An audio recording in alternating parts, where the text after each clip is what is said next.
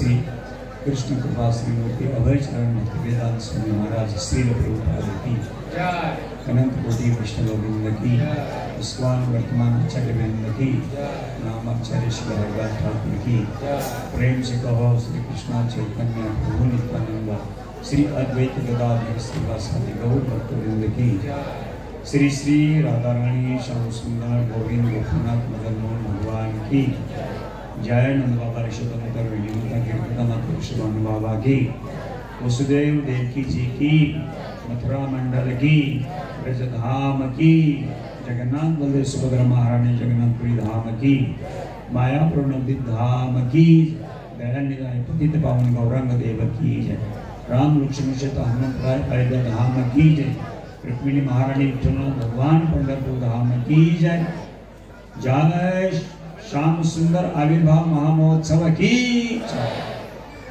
हरे कृष्ण।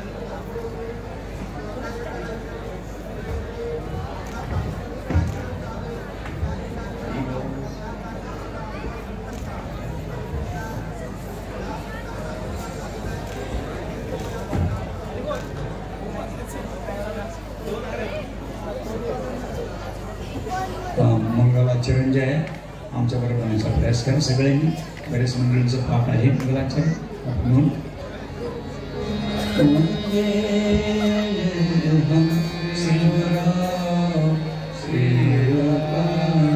पदकमलं श्री गुरुवैष्णवंश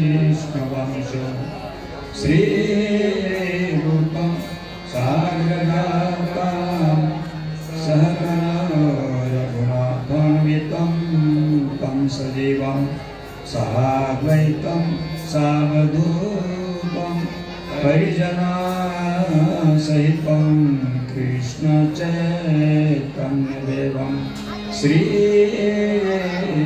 राधा कृष्ण पदान् सहगना ललिता श्री विशाखान्वितांश हे कृष्ण करुणा सिंधु दीनबंधु जगत्पते गोपेश गोपिका कांत राधा कांत नमस्तुते तप्त कांचन गौरांगी राधे वृंदावनेश्वरी वृषभानुसुते देवी प्रणमामि हरिप्रिय वृंदाय तुलसीदेवाय प्रियाय केशवश्च च कृष्ण भक्ति हृदय देवी सत्यवत्याय नमो नमः।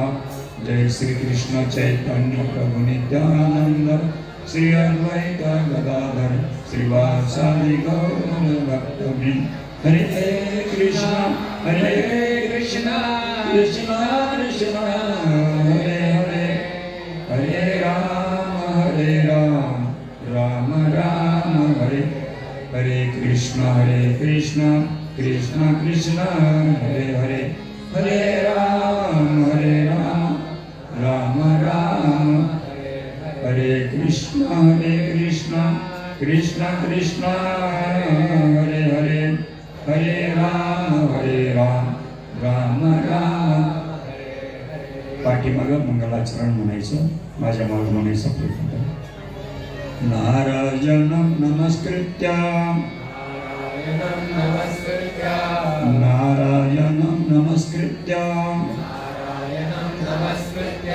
नरं चैव नरोत्तमं देवीं सरस्वतीं व्यासं ततो जयमुदीरये नष्टप्रायेषु अभद्रेषु नित्यं भागवत सेवया भागवते उत्तम श्लोके भक्तिर्भवति नैष्ठिकी दीन आणि दुर्बलासी सुखरासी हरिकथा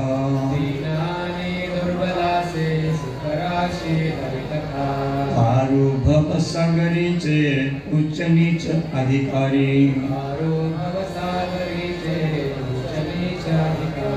चरित्र ते उच्चारावे देवी केले गोकुळी चरित्र ते उच्चारावे देवी केले गोकुळी। ओम नमो भगवते वासुदेवाय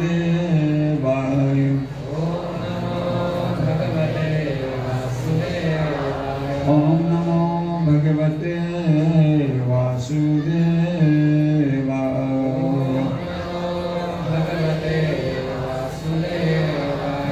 ओम नमो भगवते वासुदेवाय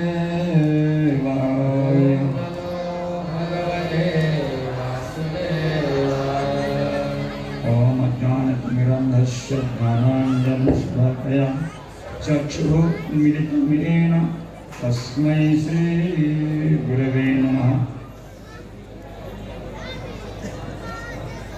हरे कृष्ण। आज आनंदाचा दिवस आहे। आज भगवान श्याम सुंदर 5000 वर्षापूर्वी मथुरा मंडळामध्ये अवतरण झाले।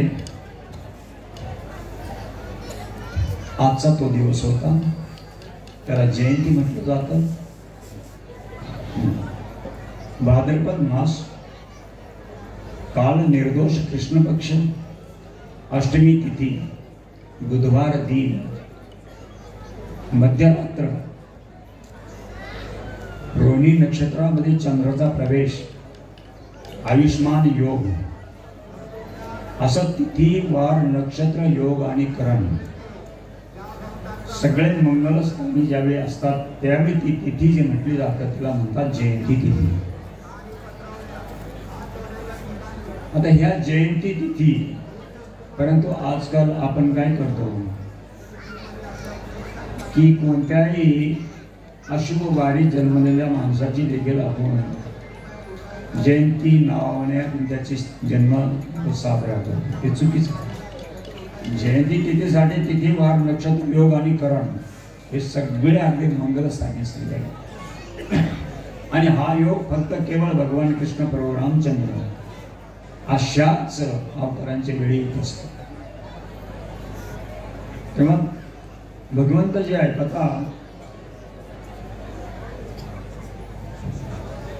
आता परम सत्य जे आहे त्या परम सत्याविषयी जर विचार केला तर कोणी म्हणतं वेदानुसार आम्ही अभ्यास करून सांगतो की भगवान निर्गुण आहेत, कोणी म्हणतो भगवान सगुण आहेत, कोणी म्हणतो भगवान ज्योती स्वरूप आहे, कोणी म्हणतो संपूर्ण विश्व हे ब्रह्मांड पूर्ण जे आहे भगवंताचं जे रूप आहे.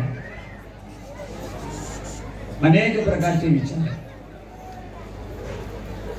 परंतु भगवंताने निर्गुणच का असावं किंवा भगवंताने सगुणच का असावं? कारण भगवंत म्हटल्यानंतर परिपूर्ण, म्हणून सगळ्या गोष्टींचं त्यांच्यामध्ये संतुलन असलं पाहिजे. आणि म्हणून श्री चैतन्य महाप्रभूंनी अचिंत्य भेदाभेद हे तत्व आपल्याला दिले. अचिंत्य भेदाभेद हा अतिशय विद्वान लोकांसाठी एक संजीवनी सारखं. तेव्हा जसं आपण असतो एक जगामध्ये आहोत, आपल्या परिवारामध्ये प्रत्येकाला इच्छा असते की माझ्यावर कोणीतरी प्रेम करावं, आई वडिलांसारखं प्रेम करणारं माझ्यावर कोणीतरी असावं, त्याचप्रमाणे मला मित्र वगैरे असावे,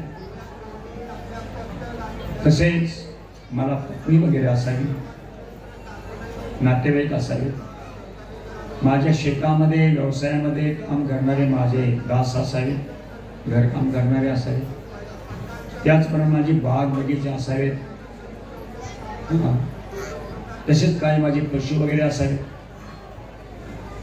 हे जे आहे हा जो भाव प्रत्येक जीवामध्ये आहे याचं अधिष्ठान जर म्हटलं तरी अधिष्ठान मूळ परमेश्वरामध्ये आहे. या जगात कोणतीही गोष्ट अधिष्ठानाविना नाही. म्हणून ह्या रसांचं अधिष्ठान कोण? हे मूलतः शुद्ध स्वरूपामध्ये भगवान श्रीकृष्णांमध्ये हे रस विराजमान आहे. म्हणून वेदांमध्ये म्हटलेलं आहे रसो वैसहा. ते परमतत्व कसं आहे? रसमय आहे. हे सगळे पाच प्रमुख रस त्यांच्यामध्ये आहे. रसो वैसा पराशक्ती विविधे श्रुते स्वाभाविकी ज्ञान बल क्रियाचे. आणि त्यांची जी पराशक्ती आहे ही अपराशक्ती आहे. भौतिक जग पराशक्ती जी आहे ही विविध प्रकारे सर्जित झालेली आहे. तिचं सृजन दुसऱ्या धामामध्ये आहे. गीतेमध्ये त्याचं आपल्याला प्रमाण देखील मिळतं गीतेमध्ये. पर तस्मात भाव अन्यो व्यक्त अव्यक्तात सनातन. या सर्वांनी भूतानी नश्यस्तु न विनश्यती. अरे अर्जुन, या ठिकाणी तू पाहतो माणसं पाहतो, लोक पाहतो, झाडं झुडपं डोंगर दर्या सगळं काही विश्वसृष्टी तू पाहतो. अगदी अशीच सृष्टी या जगाच्या पलीकडं आहे. तिला परासृष्टी म्हटलं जातं. आणि ह्या ठिकाणची सृष्टी वेळोवेळी तिचा नाश होतो, ऱ्हास होतो, परंतु ती प्रकृती न विनश्यती. तिचा कधी नाश होत नाही. म्हणजेच भगवंताच्या धामाची उलटी छाया नदीच्या काठावर पाण्याच्या कडावरती जे वृक्ष असतात त्यांची छाया उलटी पडते. अगदी त्याप्रमाणे ही जे जगामध्ये काही दिसतं आपल्याला सृष्टी ही परमेश्वराच्या मूळ सृष्टीचं एक आहे प्रतिबिंब. आणि यासाठीच भगवंताने स्वतः दाखवून देण्यासाठी आपलं गोलोकधाम जे आहे गोलोकधामनी निज धामनी तलेच तस्य देवी महेश हरिधाम सुतेशी दिवशू. वेदांमध्ये उल्लेख आहे, ब्रह्मसंहितेमध्ये उल्लेख आहे. भगवंताचं जे धाम आहे वरती गोलोकधाम, तेच धाम भगवंताने 5000 वर्षापूर्वी मथुरा मंडळाच्या रूपामध्ये प्रकट केलं या धरतीवरती. असं आपण म्हणू शकतो एखाद्या बँकेचं एक्सटेन्शन असतं, अगदी त्याप्रमाणे भगवंताने आपलं धाम या ठिकाणी प्रकट केलं 5000 वर्षापूर्वी. कशासाठी? तो फार मोठा विषय भगवंताने या ठिकाणी प्रकट केलं. आपण संक्षेपात मध्ये चालू. भगवंताला दाखवून द्यायचं होतं की 5 रसातून भक्त कशा प्रकारे माझ्याबरोबर प्रेम करतात, प्रेमाचं आदान प्रदान कसं केलं जातं हे दाखवण्यासाठी भगवंताने आपलं धाम मथुरा मंडळामध्ये आणलं होतं. आणि मग भविष्यामध्ये व्यासदेवांनी जगाच्या कल्याणासाठी ह्या लीलांचं श्रीमद भागवत मध्ये वर्णन केलं. अगदी 9 स्कंद अगोदर लिहिले आणि मध्यभागी 10वा स्कंद हा भगवंताच्या लीलांचा ठिकाणी ठेवला. संपुष्टामध्ये रत्न ठेवावं त्याप्रमाणे मध्यभागी 10व्या स्कंदात कृष्णाच्या लीला वर्णन केल्या. म्हणून तुकाराम महाराजांचा या ठिकाणी मंगलाचरणामध्ये आपण घेतला. दिनानी दुर्बळासी सुखरासी हरी कथा, तारु भव सागरीचे उच्च नीच अधिकारी, चरित्राते उच्चारावे दिवे केले गोकुळे. दीन आणि दुर्बळ लोकांसाठी, आपण सगळे दीन आणि दुर्बळ आहोत कलियुगामध्ये. प्राण अल्पायुष्य असं कला योजना मंद सुमंद मत मंद भाग्य हा मंदभागी आहेत, अल्पायुष्य आहेत, अध्ययन करू शकत नाही, उपद्रवाने गांजलेले आहेत. अशा ह्या दीन दुर्बळांसाठी महाराज तेच या ठिकाणी सांगतात, दीन आणि दुर्बळाची सुखरासी हरिकथा. त्यांच्यासाठी जे आहे हा दुस्तर भव सागर तरुण जाण्यासाठी. दुस्तर म्हणजे ज्या सागराला पलीकडचा तीरच नाही, किनारा नाही, असा भव सागर जो आहे हा तरुण जाणं कदापि शक्य नाही. किती काळापासून आपण या भव सागरामध्ये पडलेलो आहोत, होण्याचा प्रयास करत आहोत. आणि अशा प्रकारे जे आहे आपण अजूनही त्यामध्ये पडलेलो आहोत.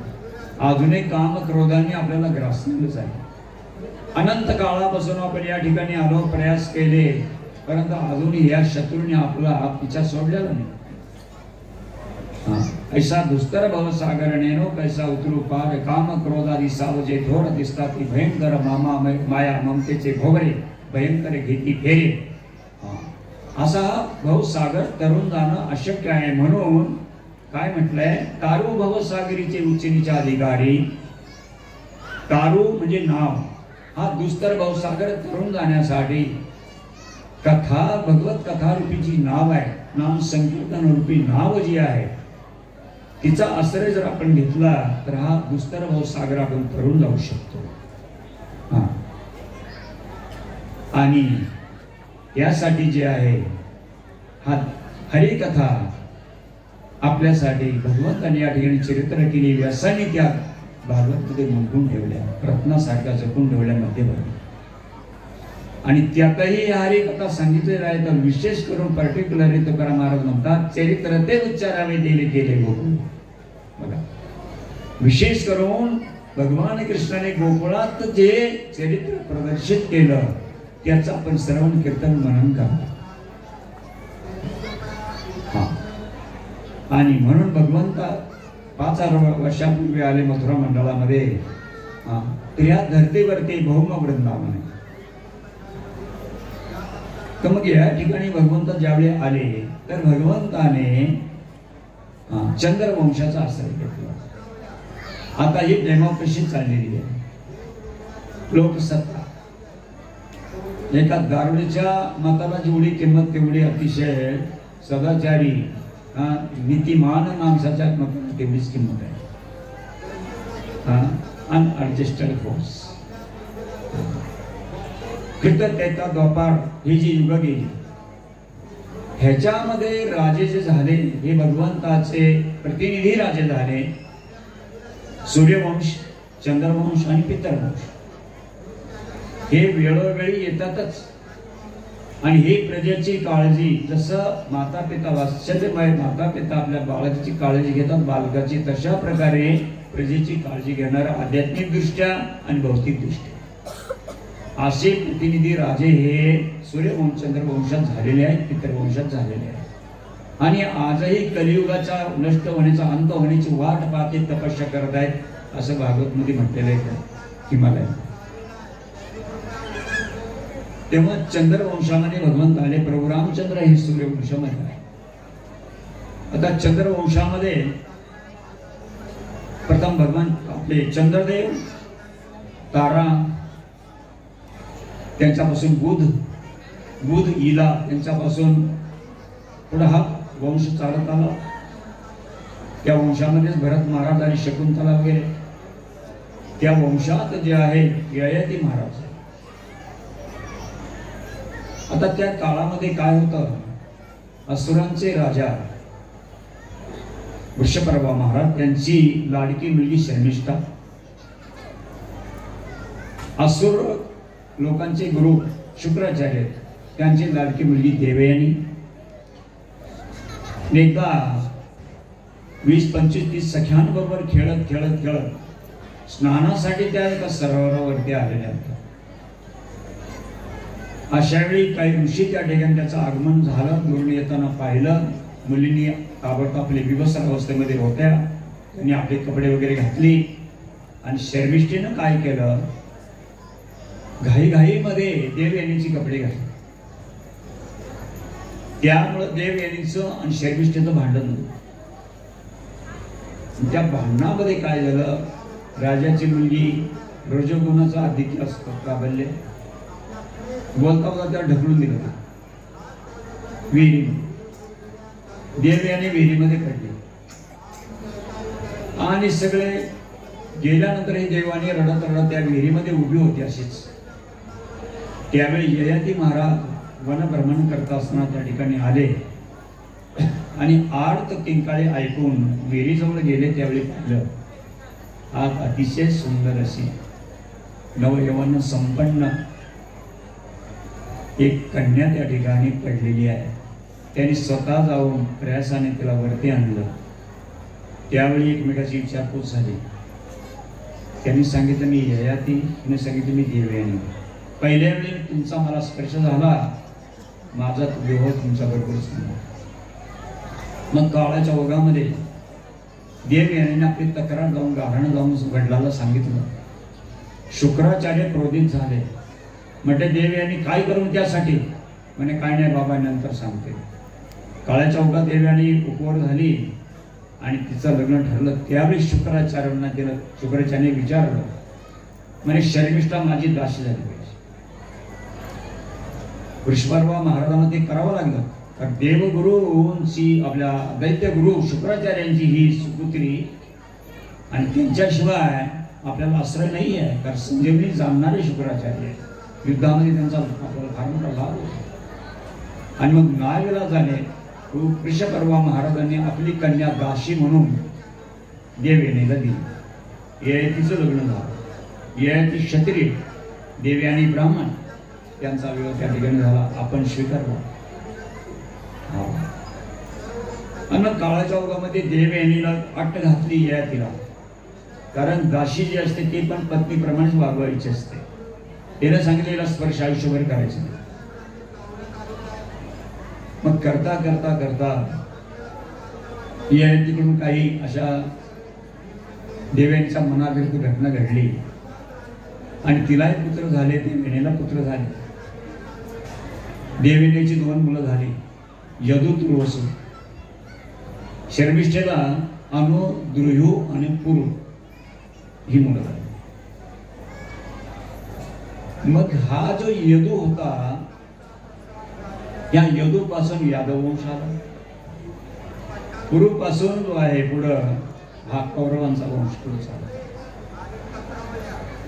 मग या यदु वंशामध्ये भविष्यामध्ये वृष्णी, अंधर, भोज, कुरड, दशार्ह असे आडनावाचे वेगवेगळे वंश निघाले. पण यादवच नावं वेगळी, जसे आपल्या मराठी समाजामध्ये वेगळी नावं असतात तशा प्रकारे. आणि घटनापूर्वी घडली ती आता मी सांगत नाही. यादवांना ययातीनं शाप दिला यदूला, कारण त्याला त्यांचं तारुण्य हवं होतं. ते न दिल्यामुळं त्यांनी सांगितलं तुम्हाला राज्य कधी राजपद प्राप्त होणार नाही. भविष्यामध्ये याच कुळामध्ये भविष्यात देवमिळीत महाराज नावाचे राजा आले. त्यांच्या 2 पत्न्या, एक क्षत्रिय एक वैश्य. मग वैश्य पत्नी पासून त्यांना पर्जन्य बाबा नावाचा एक पुत्र झाला आणि क्षत्रिय पत्नी पासून त्यांना शूरसेन नावाचे पुत्र झाले. मग शूरसेनाचा पुत्र वसुदेव, पर्जन्य बाबाचे 5 पुत्र, अभिनंद बाबा, उपनंद बाबा मधले नंदन आणि सन्न, सगळे अतिशय गुणवान, सगळे सारख्याच गुणाचे होते. तरी देखील सगळ्यांनी मिळून नंद बाबाला आपला गवळ्यांचा राजा बनवलं. राजाने काय केलं, सगळं गोधन या 5 जणांना देऊन टाकलं. सगळे गायीचं गोधन तुम्ही सांभाळा, मथुरा मंडळाचं राज्य जे आहे ते यादवांना देऊन टाकलं. हा प्रकार घडला. आणि मग इकडे काय झालं की उग्रसेन महाराज हे राजा झाले, कारण यादवांना अधिकार नाहीये. उग्रसेन महाराज यादवांचे राजा झाले आणि उग्रसेनाचा पुत्र कंस आणि त्या उग्रसेनाचे धाकटे भाऊ देवक, त्यांची सुकन्या देवकी. यांचा विवाह ठरलेला आहे देवकीचा. वसुदेवाने सुंदर रीतीने विवाह पार पडला. विवाहामध्ये देवकी सारखी अतिशय सुंदरी, विश्वसुंदरी, नवयवन संपन्ना देवी, तिचा विवाह झाला. लाडकी मुलगी आणि तिला निरोप देताना सगळ्यांनी छातीशी धरलं, प्रेमासरून तिला नाव घातलं. आईनं, मावशींनी, मामांनी, वडिलांनी, उग्रसेन महाराजांनी. सोन्याचा रथ सजवला गेला. मंगलवाद्याच्या गजरामध्ये मोठ्या वैभवात विवाह पार पडला. रथ सजला. देवकीला हुंडा दिला गेला. 200 कलवऱ्या दिल्या. आपल्याला एकच मिळते, ती परत जाते. राजे रजवड्यांमध्ये कलवऱ्या दिल्या ना ते त्यांचेच असते कायमच्या. त्या राजाने त्याचं पालन पोषण करायचे. 400 हत्ती दिले, 1500 घोडे दिले आणि 1800 रथ दिले. त्यावेळी प्रत्येक सेना, आपण म्हणू 1800 रथ कसे, एक सैनिक त्याला एक रथ होता. असे एवढं मोठं अंगण त्यांना देऊन टाकला, हुंडा दिला. आणि अशा सुंदर मंगलवाद्यामध्ये रथ सुंदर. आता आपण कायमचं चाललो म्हणून देवकी रडू लागली. देवकीला सगळ्यांनी आशीर्वाद दिले. सगळ्यांनी तिला छातीशी धरून तिला वरती बसवलं. मंगलवाद्यांच्या गजरामध्ये एवढा मोठा हुंडा घेऊन संपूर्ण ही मिरवणूक आता परत वसुदेव आपल्या घरी घेऊन चालले असते. सोन्याच्या रथावरती आरूढ झालेले वसुदेव देवकी हे सुंदर जोडपं. त्यावेळी कंस स्पंदत आला, माझी लाडकी बहीण. कड्या खांद्यावर मी तिला वाढवलं. कंसाला हुंदका दाटून आला, धावत धावत गेला, रथावरती चढला. सारथ्याला सांगितलं ती माझी बहीण आहे लाडकी, तिचा रथ मी हाकणार. सारथ्याच्या हातातले लगाम स्वतःच्या हातामध्ये घेतले आणि रथ हाकारला. काही दूर चालत सगळी गेले. देवकीकडचे सगळे प्रेमी मंडळी गेले आणि नंतर देवकीला निरोप दिला. पुढे चालता चालता एका निर्जन स्थानावरती आकाशवाणी झाली, अरे मूर्ख कंस, ज्या तुझ्या लाडक्या बहिणीचा रथ तू हाकत आहेस तिचे 8वी संतान तुझा वध करणार आहे. आणि असुरांना मृत्यूचा भय वाटतो. एका क्षणामध्ये मन बदललं. लगाम फेकून दिले. हात म्यानाकडे गेला, तलवार उपसली. विजेच्या चपळाईनं देवकीकडे गेला. देवकीचे केस पकडले. क्षणात विचार केला, हिला ठार मारलं, तिला मुलं बाळ कशी होणार.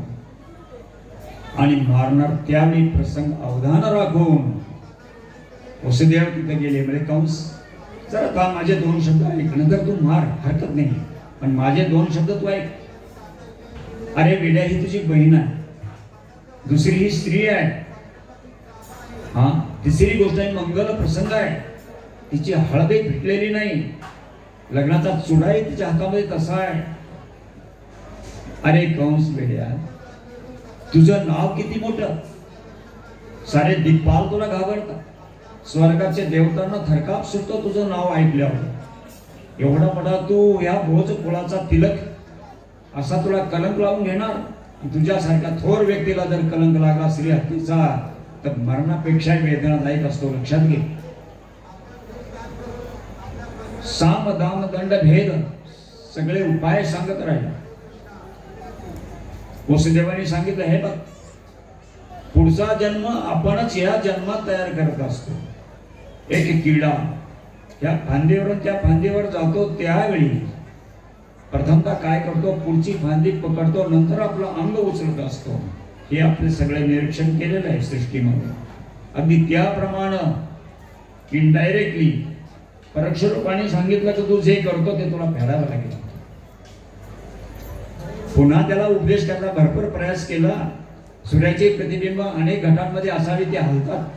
अगदी त्याप्रमाणे हे काय आहे, निंदा स्तुती हे ते चालूच राहतं. हे सगळं द्वंद्वाचंच जग आहे. कंसा जरा सावध हो. आणि हे बघ, हे बघ, हे बघ, अनेक लोकांचे विवाह झाले, सगळ्यांना मुलं बाळ झाली का? तेव्हा देवकीला देखील मुलं बाळ होतील, याचे काय? त्याला पटलं. आणि पुन्हा सांगितलं, हे बघ, झालीच तिला कोणी संतान तर तुला आणून देईल. मग मात्र एकदम सोडून दिला, लगाम फेकून दिला, खाली उडी मारली, थाड थाड थाड आपल्या महालात निघून गेला. फार मोठं संकट टळलं होतं प्रभूजी. सगळ्यांना हायसं वाटलं आणि गेले आपल्या राजवाड्यामध्ये गेले. वसुदेव आपल्या घरी गेलेले आहे. आता गेल्यानंतर झालं काय, 1 वर्ष वगैरे गेलं. वसुदेव देवकीला कीर्तिमान नावाचा एक मुलगा झाला, त्याचं नाव ठेवलं कीर्तिमान. आता देवतांचं मनेक्षित लवकरात लवकर साध्य व्हावं. नारद मुनी त्या ठिकाणी आले कंसाच्या दरबारामध्ये. कंस उठून उभे राहिले. नारद मुनी आले, या या या या. अरे म्हणे यायला वेळ नाहीये, फार इमर्जन्सी आहे, आणीबाणी आहे. म्हणे काय? अरे वेड्या, हे गोकुळामध्ये जेवढ्या स्त्रिया आहेत त्या देवी आहेत. तुझ्या हाताखाली जेवढे यादव काम करतात ना, हे सगळेच्या सगळे मथुरेमध्ये सगळे देवता लोकांनी जन्म घेतलाय. तू कालनेमी नावाचा सेनापती होता, हिरण्यकश्यपूचा पहिला.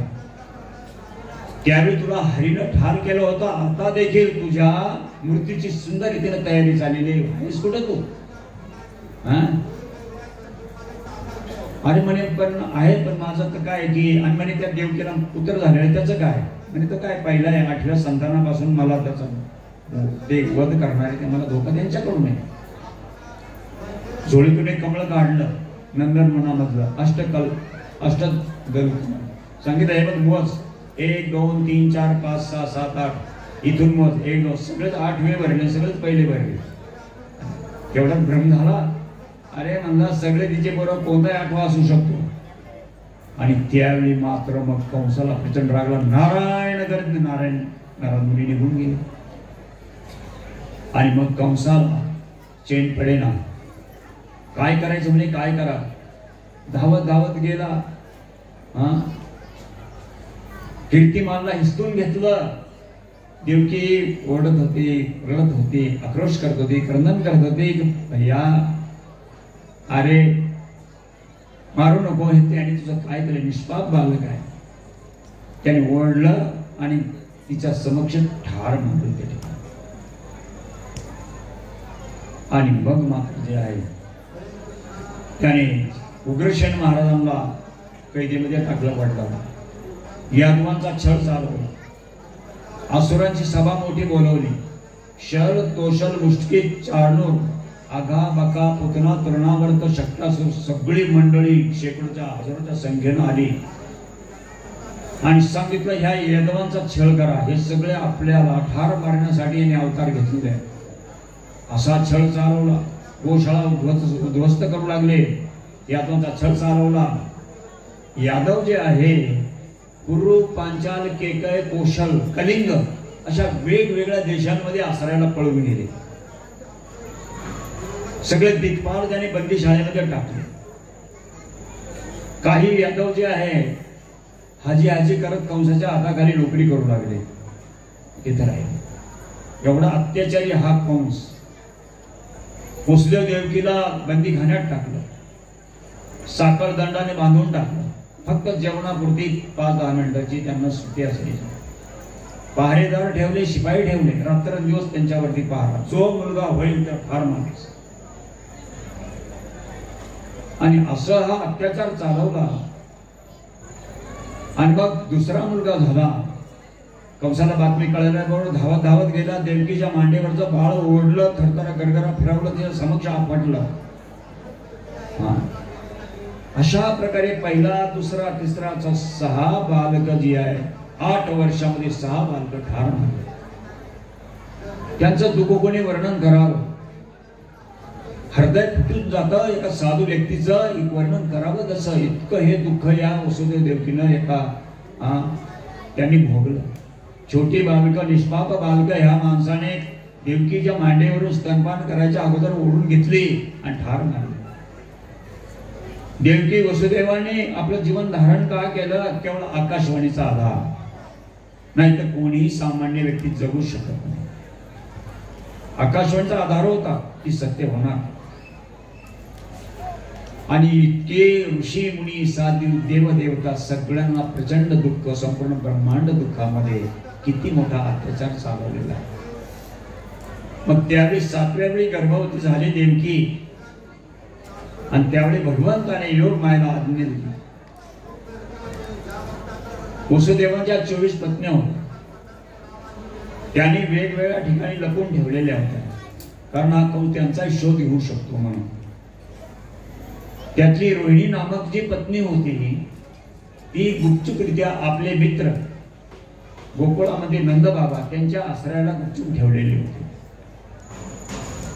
आणि म्हणून मग योग मायेच्या, भगवान कृष्णाच्या आज्ञेवरून योग मायेनं देवकीचा गर्भ आकर्षित केला आणि गोकुळामध्ये रोहिणी मातेच्या गर्भात स्थापित करून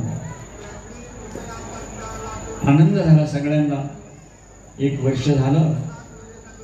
ऋषीमुनी सगळे दुःखी झाले, साधू देवता दुःखी झाले, देवी देवता दुःखी झाले.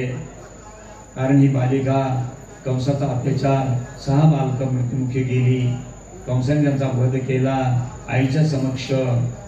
त्या आई वडिलांचं हृदय कसं पिळवटून निघालं असेल. आणि आता 7वा गर्भ बिचारीचा गर्भपात झाला. प्रचंड दुःख. इकडे मग काय, गोकुळामध्ये वेळेनुसार बलराम दादांचा जन्म झाला. शुक्ला षष्ठी तु शुभ तिथी, भाद्रपद नक्षत्र स्वाती, धन्यवार बुधवार, समय मध्यान्ह साचार. शुक्ला षष्ठी शुभ तिथी होती. भाद्रपद नक्षत्र होतं, नक्षत्र स्वाती होतं, मास भाद्रपद होता. कृष्णाचा जन्म देखील भाद्रपदामध्ये सांगितलेला आहे. त्याचं कारण असं, नर्मदेच्या दक्षिणेला शालिवाहन शक चालतो, नर्मदेच्या उत्तरेला विक्रम संवत चालतो. विक्रम संवत जो आहे पौर्णिमा, ते पौर्णिमा त्यांचा महिना असतो. आपल्या इकडं अमावस्या तो अमावस्या असतो, म्हणून ओव्हरलॅपिंग 15 दिवसाचं होतं. मग त्याप्रमाणे भाद्रपद महिन्यामध्ये बलराम दादांचा जन्म झाला. नंदबाबाला मोठा आनंद झाला. या बालकाचं रक्षण करणं गरजेचं आहे.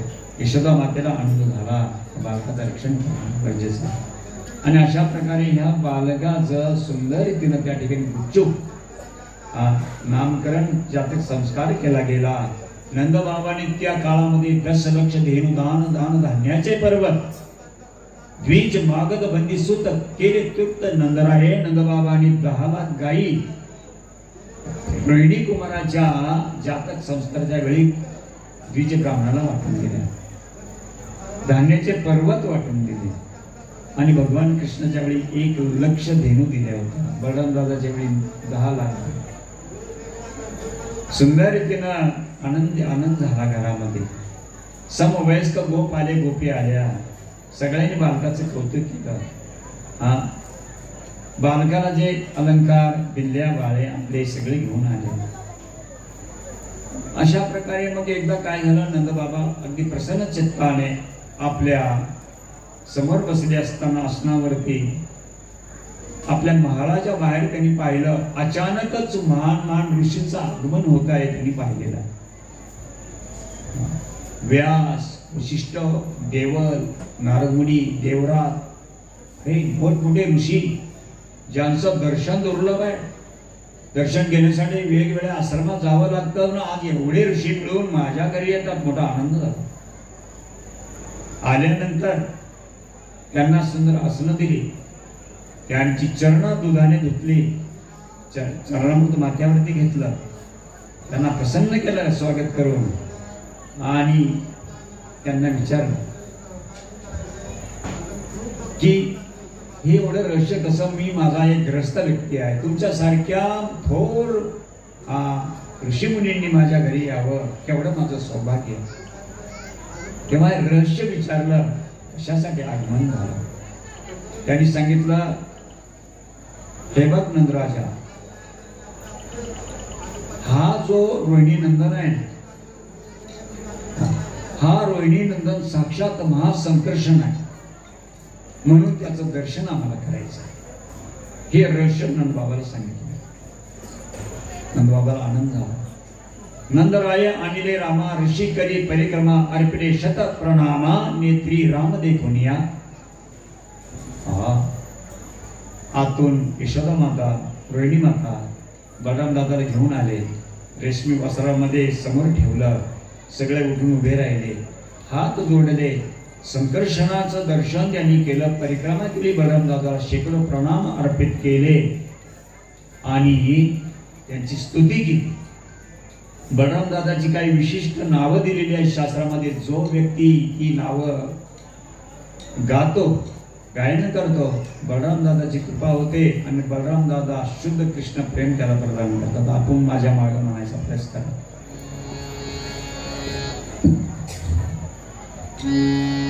बलदेवा धरणी धर, बोला बलदेवा धरणी धर, अच्युत अग्रज हला धर,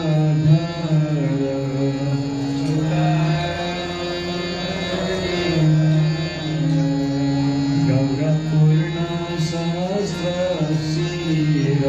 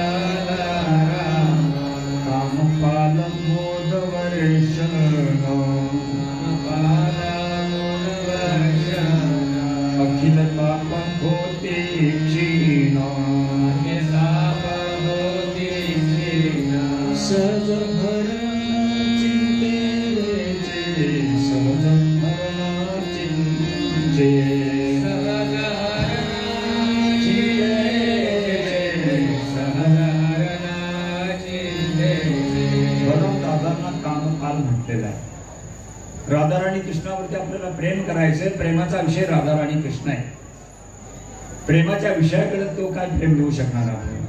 म्हणून बलराम दादा जे आहे त्यांच्याकडे कृष्ण प्रेम मागायचं. बलराम दादा आपली इच्छा पूर्ण करतील. कृष्ण भगवान की. अशा प्रकारे बलराम बाग नमस्कार करून सगळे ऋषीमुनी निघून गेले आणि बलराम दादा मग गुडघेच्या चालीवरती रांगू लागले. सगळ्यांना प्रचंड सुख देऊ लागले, सगळ्या गवळ्यांना सुख देऊ लागले, गोकुळाला सुख देऊ लागले. आणि इकडे काय झालं? इकडे मग 8व्या वेळी देवकीचा गर्भ त्या ठिकाणी वाढू लागलेला आहे. कंसाने यावेळी फार दक्षता घेतलेली मोठी. सगळ्यांना अगदी दक्ष राहायला सांगितलेलं आहे. रात्रंदिवस कंसाला झोप येत नाही. रात्री तू 6 वेळा तो रूम बदलतो झोपण्यासाठी. काय सांगावं इथे येऊ शकेल, काय सांगावं इथे येऊ शकेल. आणि रात्रंदिवस वाट पाहत होता. आणि मग तो दिवस आलेला आहे. तो दिवस आला. तिथी आली शुभ निरंतर भाद्रपद मास काल निर्दोष कृष्ण पक्ष अष्टमी तिथी बुधवार दिन हर्षप्रदायिनी मध्यरात्र रोहिणी नक्षत्री चंद्राचा प्रवेश योग कवी शेष आयुष्मान. अशा प्रकारची जयंती तिथीचा योग जोडून आला. पावसाळ्याचे दिवस सगळी सरोवर चिखलाने भरलेली, दुथडी भरून नद्या वाहतात. प्रचंड असे काळे कुट्ट मेघ आकाशामध्ये आहेत. 2 महिन्यापासून सारखा पाऊस पडतोय. अशा प्रकारचं भयावह वातावरण त्या ठिकाणी झालेलं आहे. आणि यावेळी तो योग जोडून आलेला. आणि अशा वेळी झालं काय? भगवान कृष्णाला म्हणतात अघटना घटन पटेसी. जे घटन होऊ शकत नाही, जे घटित होऊ शकतं याच्याही पलीकडचं ते घटित करून दाखवणार आहे. अघटन घटना पटेसी कर्तुम अकर्तुम अन्यथा कर्तुम समर्थः. आणि त्यावेळी भगवंताचं स्वागत करण्यासाठी आकाशामध्ये देवता लोक सगळे आकाशात एकत्र झाले. शची इंद्र वर्ण्याम वरुण स्वाहा अग्नी मर्तना मरु सदा पितर सदा धर्मलोक सगळेच ऋषी मुनी वरती आलेले. ब्रह्मा ऋषी बुधाची पुंजस्थळी पुंजचोडा सगळ्याच्या सगळ्या अप्सरा देव देवता वरती आलेले. त्या काळामध्ये मग भगवंताचा शक्तीने इतका चमत्कार झाला की भगवंताचं आगमन त्या ठिकाणी होणार आहे. त्यांचं स्वागत करण्यासाठी धरती माता सिद्ध झाली, आकाश सिद्ध झालं, तारे सिद्ध झाले. सगळी धरती माता जी आहे पुलकित झाली. त्या काळामध्ये बदल इतका मोठा झाला की आपलं रहित झाले गगन. दिशा आल्या उजळून, ग्रह तारे नक्षत्र गण दीप्तिमान बहुविशेष. त्या काळामध्ये सगळं आपलं गगन जे आपलं छातीत जे होतं ते दूर झालं, स्वच्छ झालं. चंद्रदेव जो आहे त्या ठिकाणी दिसू लागला, नक्षत्र दिसू लागली. कारण चंद्राच्या कुळामध्ये भगवंत जन्माला येणार होते. त्यानंतर खाली सगळं गगन आभ्रलित झालेलं आहे. नक्षत्र उदित झाली, दिशा उजळून आलेली आहे. त्याच वेळी मोठा चमत्कार असा झाला, फुलली कमलवनी नाना सुगंधी सुमने मधुमक्षका अलिगणे करती भ्रमण स्वच्छंदे. वा, असं कधी घडलं? रात्रीच्या वेळी 12 वाजता कमलाची वन फुलून आली. आणि वृंदावन धाम हे दिव्य धाम आहे.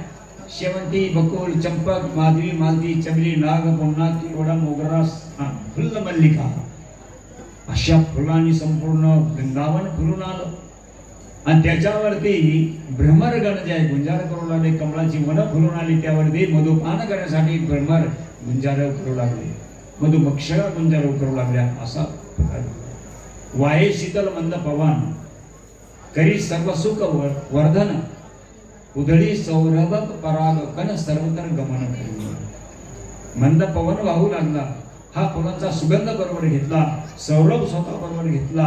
गाई दिसाना त्यांनी पसरवला सगळ्या ब्रह्मांडामध्ये. नद्यांचं जल जे आहे पूर्ण स्फटिकासारखं निर्मळ झालं त्या क्षणापुरतं.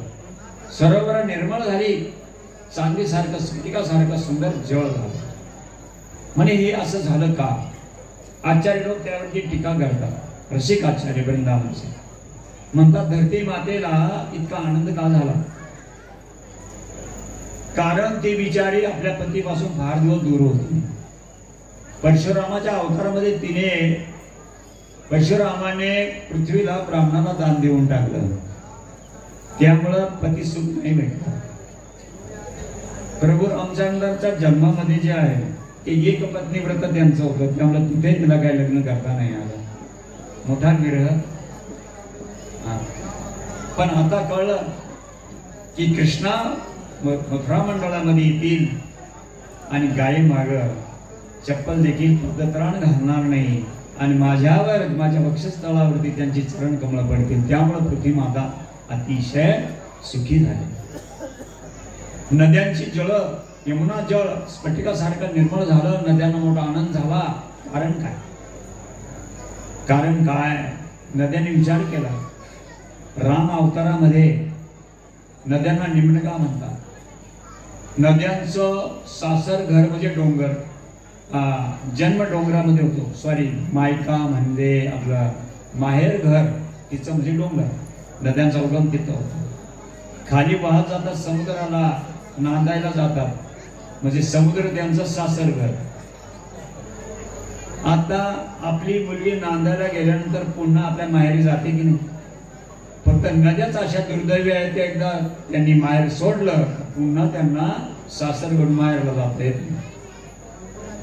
पण रामा अवतारामध्ये मोठी घटना घडली मंडळी. डोंगराची शिखरच्या शिखर घेऊन आमच्या वानरसेने हनुमंतरायाने नळ जांबवानाने नेऊन समुद्रात टाकली आणि नद्यांना काय केलं? आपलं माहेरच सासरामध्ये भेटलं आणि तो उपकार फेडता आला नाही. आणि म्हणून आता जे आहे, आता आमची दीदी किंवा आमची छोटीशी काय बहीण कालिंदी, तिच्यावरून ते लग्न करतील. आता आमचे दाजी होणार होते, त्यांना मोठा आनंद झाला. दिग्पालांना आनंद झाला, दिशा उजळून का आल्या? कारण दिग्पाल त्यांना कळ, आता कंसाचा शत्रू आला, आम्ही मोकळे होतो. असं सुंदर वातावरण झालं. आणि त्यावेळी जे आहे योगमायाचा प्रभाव झाला. योगमायाच्या प्रभावाने कंस जो आहे असाच बसून राहिला. त्याचे सगळे पहारेदार, जे काही विजिलन्स करणारी मंडळी होती, शिपाई, सगळे त्याचे असुर मंडळी झोपलेले. फक्त मथुरेमधले ऋषी मुनी साधू देवता जागृत तुमच्यासाठी मंडळी ही मात्र जागृत होती, बाकी सगळे झोपले. आणि अशा काळामध्ये मग झालं काय? वसुदेव मनी कृष्ण प्रवेशिले तेजोभासिले आदित्य दैसे. प्रथम भगवंताने मनामध्ये प्रवेश केला. आणि मनात प्रवेश केल्यानंतर एका सूर्यासारखं तेज त्या ठिकाणी फाकलं त्या कक्षेमध्ये.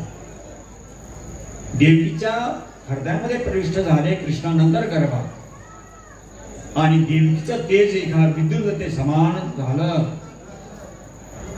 आणि मग त्यांनी पाहिलं आता निश्चित जे आहे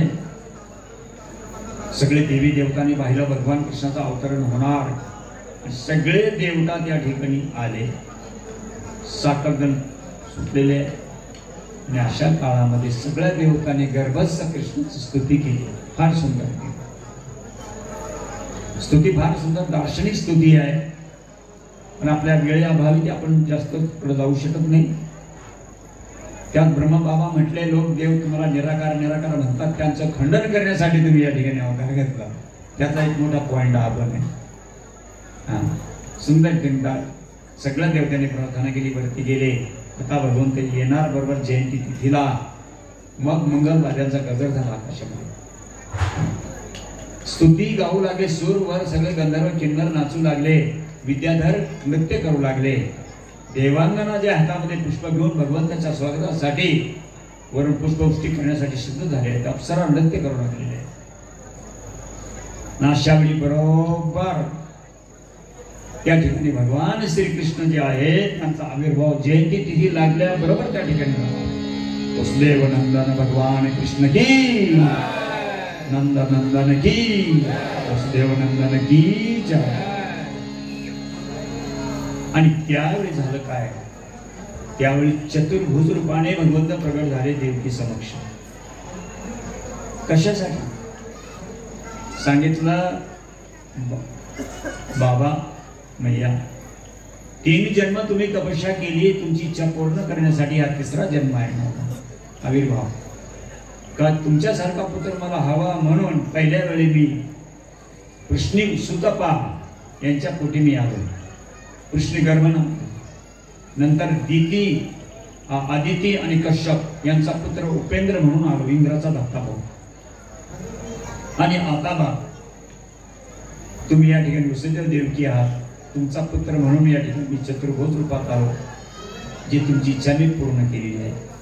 आणि त्याच वेळी देवकीवरती असा प्रभाव झाला, तरी ती रडू लागली.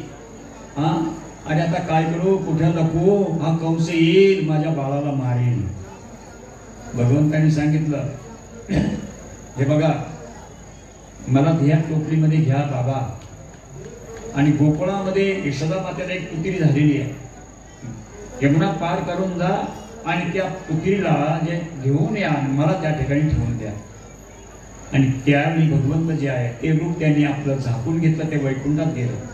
आणि नंद बाबाचा जो मूळ रूप गोलक मधला आहे नंद नंदन यशोदानंदन, ते रूप छोट्या बालकाच्या रूपात मांडीवर प्रगट झालं आणि हे रूप ओझल झालं, मुक्त झालं. आणि मग त्यावेळी वसुदेवानी काय केलं, त्यांना एका टोपलीमध्ये ठेवलं आणि पुन्हा वातावरण बदलून गेलं. पुन्हा ढग आले, गडगडाट सुरू झाला, संपूर्ण पृथ्वी पूर्ण निबिड अंधार त्या ठिकाणी झालेला आहे. आकाशामध्ये पूर्ण ढग आलेले आहेत, मोठा गडगडाट, दुथडी नद्या भरून वाहू लागलेल्या आहेत. आणि आहे तसं झालं, प्रचंड पाऊस.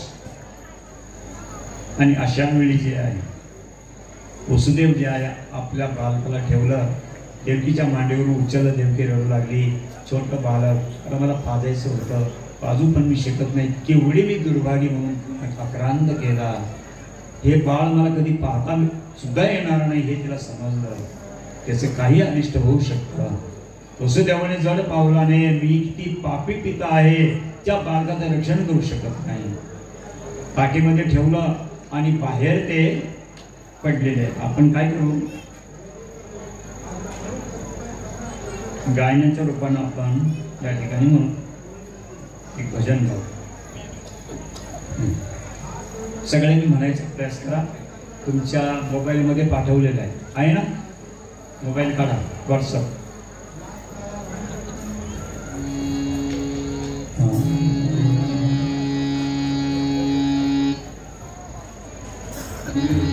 जन्मे है दीन दयाल रे, रात भादों की आई. जन्मे है दीन दयाल रे, रात भादों की आई. जन्मे है दीन दयाल रे, रात भादों की आई. जन्मे है दीन दयाल रे,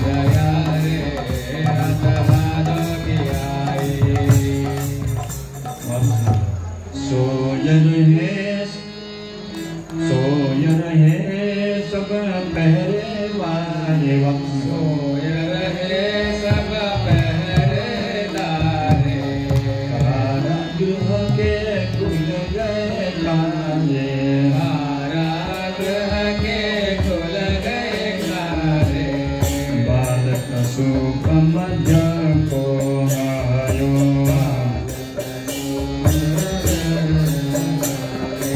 माता पिता के आँख भर आयो माता पिता के आँख भर आयो दूर चले जान रे रथ भादो की आई जग में है दीन दयाल रे रथ भादो की आई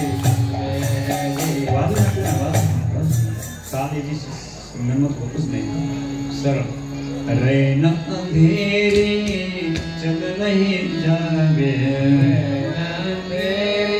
चल नहीं जावे चमक बिजली राह दिखावे चमक बिजली राह दिखावे बादल रिम झिम जल बरसावे बादल रिम झिम जल बरसावे देख पिता के आँख भर आवे देख पिता के मन भर आवे कियो झक झक जाल रे रत भादो की आई जन्मे है दीन दयाल है रत भादो की आई चढ़ रही जमुना भार चकोरे चढ़ रही जमुना भार चकोरे जल में पाव कहीं न ठहरे जल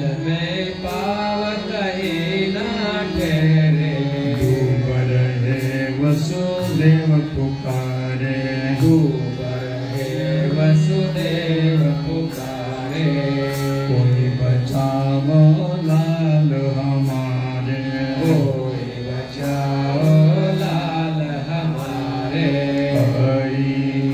पगदान रे रत भादो की आई जन्मे है दीन दयाल रे रत भादो की आई चरण पत्थर के उतरी जमुना चरण पत्थर के उतरी जमुना पार भये गए रहना कछुआ पार भये गए रहना कछुआ पहुँचे नंद भवन में जाए पहुँचे नंद भवन में जाए सोय रही जहाँ यशोदा माए सोय रही जहाँ यशोदा माए सब सोए सब काल रे रत भादो की आई जन्मे दीन दयाल रे रत भादो की आई नंद वसुदेवजीने भगवान कृष्णाला घेतलेलं आहे बाहेर गेले इतकं भय वाटत होतं बाळकाचं रक्षण कसं करावं मुसळधार पाऊस चालू आहे पाऊल पुढे टाकण्यासाठी दिसत नाही निबिड अंधकार ज्यावेळी वीज चमकायची त्या प्रकाशामध्ये वसुदेव पुढे पाय टाकायचे अशा अवस्थेमध्ये किती हृदयामध्ये अशा वेदना ह्या बालकाचं रक्षण होणार कसं यमुनेत पाय टाकलं यमुना दुधडी भरून वाहते आहे मोठ्याने आक्रांत करू लागले माझ्या बाळाला वाचवा हो इतके आर्त किंकाळी ते मारत होते आजही त्या ठिकाणचं गाव आहे कोयलो कोयलो म्हणून माझ्या बाळाला कोणीतरी वाचवा आणि यमुना देवीने काय केलं वरती येत असताना तिला चरण स्पर्श करायचा होता आपल्या प्रियकराचा पतीच्या चरणांचा भगवंताने आपले चरण खाली टाकला यमुना महाराणी स्पर्श केला आणि खाली गेली हायस वाटलं वसुदेवांना पलीकडे गेले संपूर्ण गोकुळ अंधकारामध्ये पूर्ण झाकून गेलेलं होतं अशा अवस्थेत ते गेल्यानंतर त्यांनी प्रवेश केला नंद महालामध्ये आज जाऊन ज्या ठिकाणी सुतिका गृह होतं यशोदा राणी शयन कक्षेमध्ये झोपलेली असताना आतमध्ये प्रवेश केला 15-20 ब्राह्मणी त्या ठिकाणी होत्या काही माताजी त्यांची काळजी घेण्यासाठी झोपलेल्या होत्या आणि अशा वेळी आत गेले कोणाला चाहुली लागली नाही यशोदा मैयाच्या समक्ष एक छोटं सुंदर बालक त्या ठिकाणी झोपलेलं होतं. ते त्याने पाहिलं सुंदर अशी मुलगी आहे, जणी सुवर्ण कणिक सोन्याची कणिका अशी सुंदर बालिका त्या ठिकाणी, सुंदर सुंदर सुंदर छोटे छोटे सानुले हात, सुंदर ओठ, सुंदर जी चरण कमल, जसे सोन चाफ्याची कलिका. आणि त्यावेळी त्यांनी आपल्या जवळचं बालक जवळ ठेवलं, ते बालिकेला खांद्यावर उचललं. अनेक वेळा त्या बालकाकडे पाहिलं, मी कोणतं वाईट कार्य करतोय, एका मुलीला मी घेऊन कंसाच्या स्वाधीन करतोय माझं बाळ वाचवण्यासाठी. किती किती किती वेगवेगळे विचार त्यांच्या मनामध्ये. अनेक वेळा त्याने बालकाकडे पाहिलं, जड भावनाने बाहेर पडले आणि आले. पुन्हा देवकी देवीच्या मांडीवर बालिका दिली आणि त्यावेळी साखरदंड आपोआप लागले गेले. योगमायेचा प्रभाव गेला, कंस जागा झाला आणि ह्या बालिकेने ठाव फोडला, रडायला सुरुवात केली. सगळे शिपाई पहारेकरी धावत गेले, महाराज महाराज महाराज, संधी आलेली आहे, आपला शत्रू या ठिकाणी प्रकट झालेला आहे. आणि कंस रात्रतीच वाट पाहत होता. सगळे धावत गेले, असुर कंस गेला त्या ठिकाणी. या क्रूर कंसाने त्या बालिकेला हात घातला, चरण पुवडली. देवकी रडली, दादा अरे ही स्त्री आहे, स्त्री आहे, बालिका आहे, भविष्यात तुझी सून पण होऊ शकते कधी, हिला तू ठार मारू नकोस. आणि ऐकू शकला नाही हा क्रूर कंस, त्याने बालिकेला ओढलेला आहे. ओढलं तसं गरगर फिरवलं, आपटणार त्याचवेळी एका क्षणात हातातून सुटून गेली. ती योगमाया होती, छताला गेली, अष्टभुजा देवी म्हणून प्रकट झाली.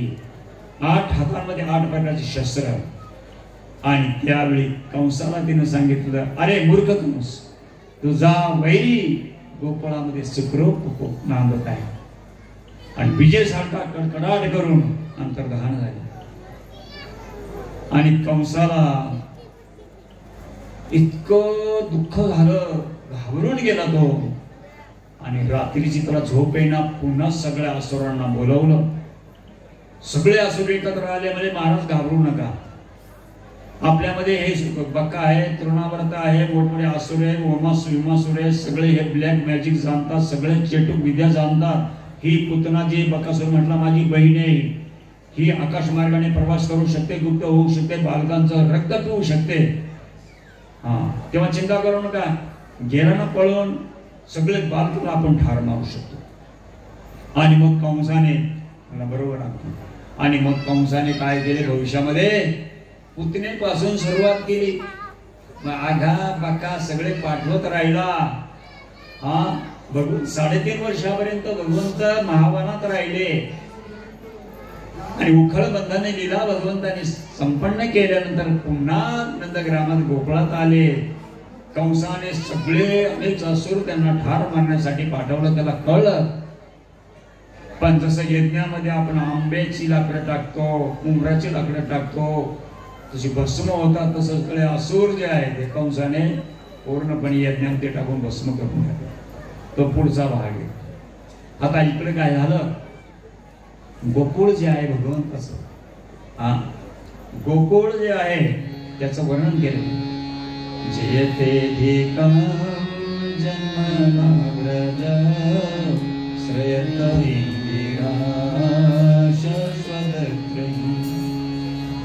नंदरायाचं गोकुळ सर्व सौभाग्याचं गोकुळ आहे.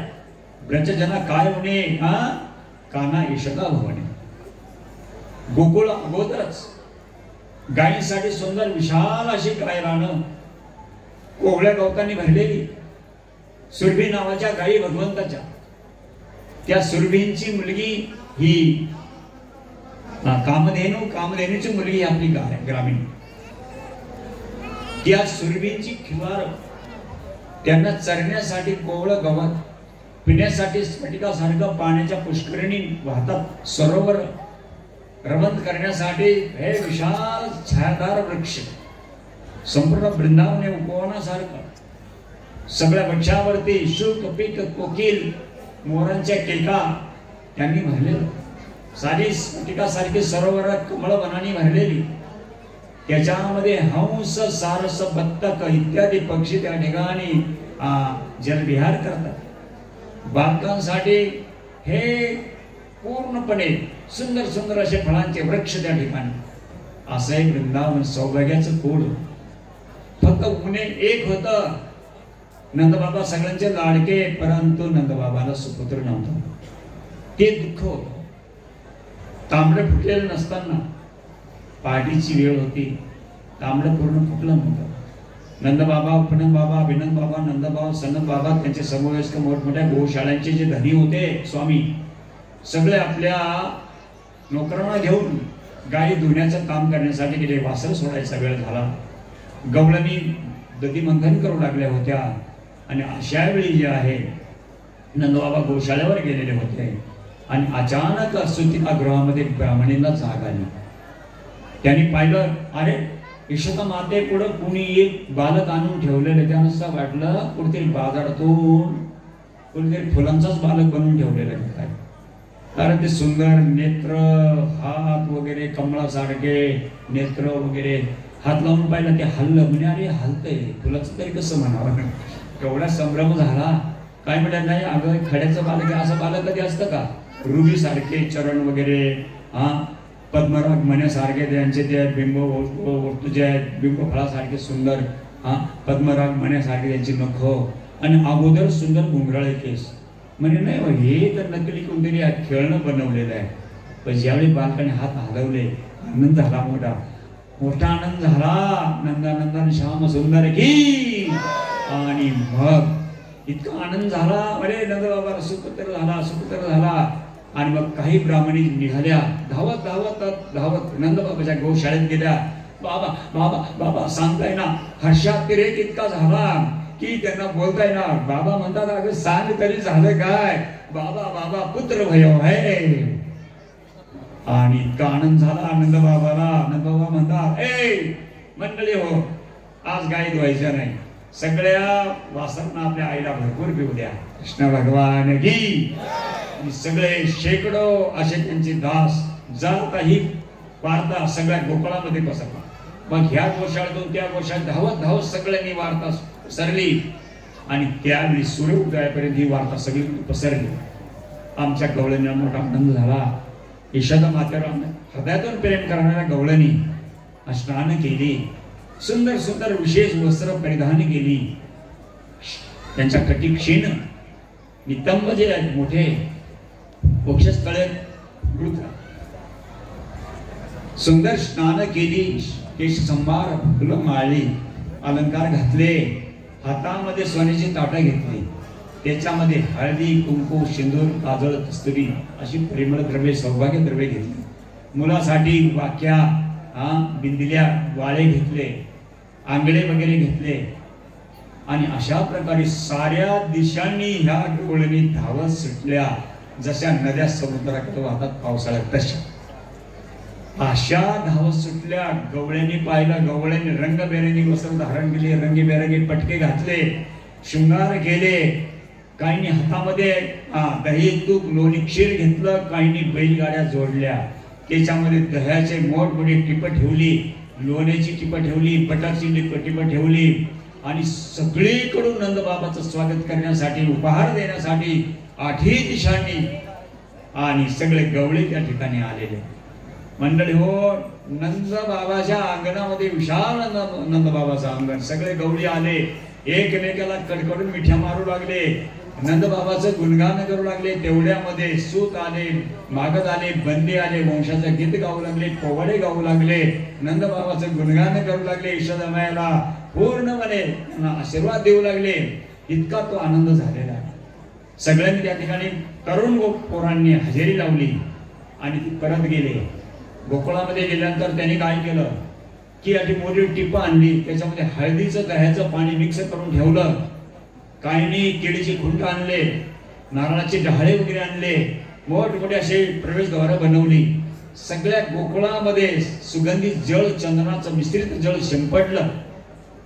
गवळणी ज्या बाहेर आल्या, ब्राह्मण पोरांना बोलवलं, सोन्याचे कळस स्थापन केले, त्याच्यामध्ये सुंदर इतर मंत्राने ती कळस स्थापन केले. कलशेष मुखे विष्णू हो कंठे रुद्र समासिता मुले स्तत्रसिता मध्य मातर्गणासना कुक्षतो सागराहा सर्व सुखदीप वसुंधरा ऋग्वेद यजुर्वेद सामवेद आवर्धना अंगचैता कृशतो समासकः अत्र गायत्री सावित्री शांती पुष्टि करेतथा आयतुम देव पूजार्थ दुर्गक्षय कारकाः गंगे यमुने च गोदावरी सरस्वती नर्मदे सिंधु कावेरी जलेस्मिन् सन्निधिं कुरु. मंत्रोक्त उच्चार करून कळश स्थापना केली सुवर्ण कळश साऱ्या गोकुळामध्ये. आणि मग ह्याकडे ब्राह्मण मंत्रोच्चारण करू लागले, कोणी वेद पठण करू लागले, मंगलवाद्यांचा गजर होऊ लागला, गवळी नाचू लागले. आणि अशा प्रकारे मोठा खेळ तिथं सुरू झालेला आहे. एकमेकावर लोणी फेकू लागले, दही फेकू लागले, एकमेकाला उचलून त्याच्यामध्ये बुडवू लागले. थट्टा मस्करी इतकी सुरू झाली, एवढा आनंद जे मंडळी हो, काय तो जल्लोष सांगायचा वर्णन कोणी करावं. आणि अशा वेळी जे आहे पुत्राचं मुख पाहण्याचा एक कार्यक्रम असतो विशेष. एक 10-21 पोरं ब्राह्मणाची सुंदर तरणी, सुंदर दिसायला सुंदर अशी मुलं मंत्रोच्चारण करणारी, त्यांना घेऊन नंदबाबा आणि समवयस्क काही लोक आतमध्ये अंतपुरात गेले. त्या ठिकाणी मुलाचं मुख पाहायचं असतं म्हणून एक सुंदर वेदी सजवलेली होती. तिथं बसण्यासाठी जागा. नंदबाबा आणि त्यांचे काही मंडळी मित्र आतमध्ये येतात हे पाहून ताबडतोब रोहिणी मातेनं अंतपुराचा पडदा लावून घेतला. नंदबाबाच्या ज्या उपनंद बाबा, अभिनंद बाबा, नंद सनद यांच्या पत्न्या नंदबाबाच्या कोण भावजया सगळ्या पुढे धावत आल्या. म्हणे बाळाला पाहू देणार नाही, आमच्या मनासारखं लाड पुरवा. लाड काय पुरवायचे, अरे सारे गोधन तुमचं आहे, पाहिजे ते घ्या. मोठा आनंद झाला. आणि मग रोहिणी माता जी आहे सुंदर वस्त्रामध्ये रेशमी वस्त्रात बाळकाला घेतलं, कान्हाला यशोदामाई हळूहळू मागून आली आणि मंत्रोच्चारण पूर्वक नंदबाबा वरती बसले, त्यांच्या मांडीवर त्या बाळाला दिलं. नंदबाबाने मंत्रोच्चारण चालू असताना बाळकाचं मुख पाहिलं. आता इकडे एवढं कोडं कौतुक चाललंय, याचं हे कसं ते कसं, बाळक असं कसं, सुंदर घोंगराळे केस कसे, पोट कसे, सगळं कौतुक चाललंय. आणि बाहेर लोक जे आहे आसावलेली आहे दर्शन करण्यासाठी. ह्या 2-4 म्हाताऱ्या गवळ्या मिळाल्या, पायामध्ये पंचर धम धम धम. काय चाललंय तुमचं इथे कोडं कौतुक? हे सगळे लोक तिकडे दर्शन करण्यासाठी अगदी पूर्णपणे आसावलेले असताना तुम्ही काय चाललंय, घ्या बाहेर. आणि बाहेर सुंदर वेदी तेवढी पाळणा वगैरे सजवलेला आहे. आणि मग नंदबाबा त्या बालकाला घेऊन पुढे आलेले. आणि इकडे इतका मोठा खेळ चाललेला आहे. त्या खेळामध्ये पूर्ण चिखल झाला, दह्याचा लोण्याचा चिखल नंदबाबाच्या गोकुळात झाला. एवढा आनंद त्या ठिकाणी झालेला आहे. आणि मग वेदीवरती रेशमाचे दोन, चंदनाचा पाळणा, आणि त्याच्यामध्ये आमच्या बालकृष्णाला येऊन झोपवलं. सगळे दर्शन केलं आणि जल्लोष केला. नंदनंदन श्याम सुंदर की, यशोदानंदन की. आणि मग पाण्यामध्ये घातल्यानंतर मोठमोठ्या थोरल्या गोपींनी बालकाला कौतुक करत करत चोखा देण्यास सुरुवात केलेली आहे. आपण पाळणा म्हणून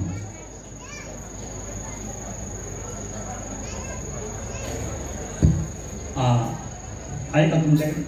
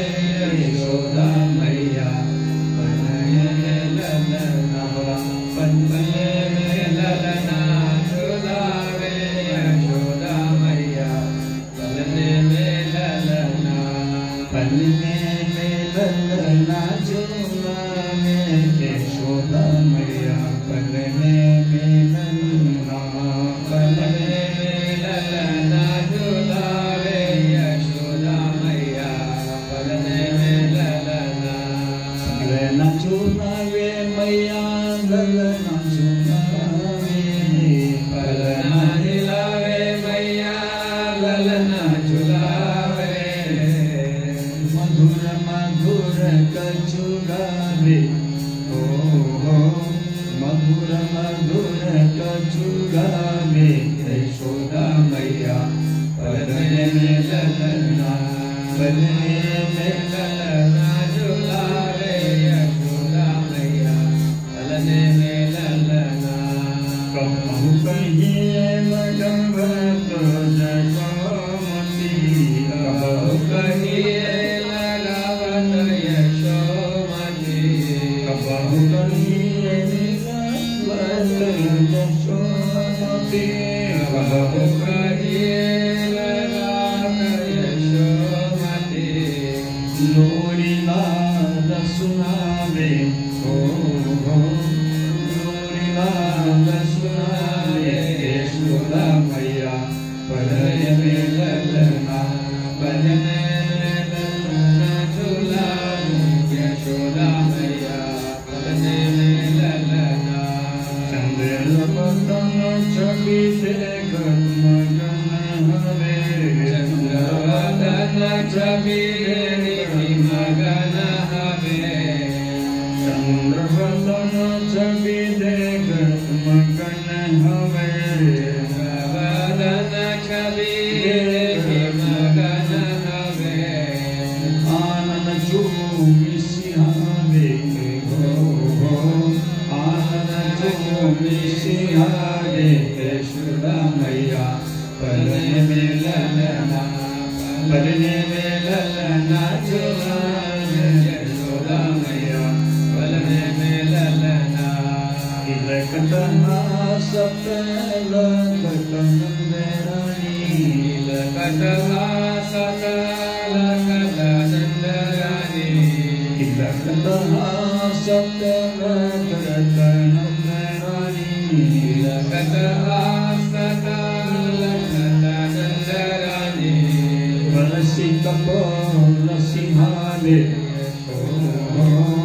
परसी कपोल सिंहावे यशोदा मैया पलने में ललना पलने में ललना झुलावे यशोदा मैया पलने में ललना पलना झुलावे मैया ललना झुलावे पलना झुलावे मैया ललना झुलावे मधुर मधुर कछु गावे हो मधुर मधुर कछु गावे यशोदा मैया पलने में ललना पलने में ललना झुलावे यशोदा मैया पलने में ललना रावण धाम की नंदोत्सव की कृष्ण भगवान की भगवान श्याम सुंदर आविर्भाव महोत्सव की गौर प्रेमानंदे हरि हरि गौर प्रेमानंदे हरि हरि गौर प्रेमानंदे हरि हरे कृष्ण।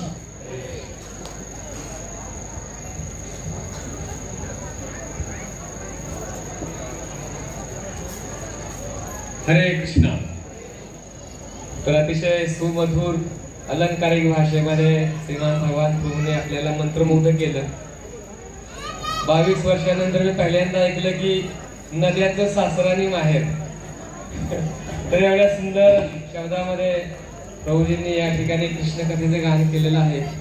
तर प्रभूजींचा आपण या ठिकाणी धन्यवाद द्यायचा आहे। एक वेळा हरे कृष्ण महामंत्र म्हणून हरे कृष्णा कृष्णा कृष्णा हरे हरे हरे राम राम हरे। तर प्रभूजींनी आपला अतिशय मूल्यवान वेळ काढून सातारामध्ये आलेले आहेत। तर पुन्हा पुन्हा त्यांनी या ठिकाणी यावं आणि आपल्याला असंच सुंदर मार्गदर्शन करत राहावं ही विनंती। हरे कृष्णा। तर पुढील अनाउन्समेंट गजेंद्र बक्षी।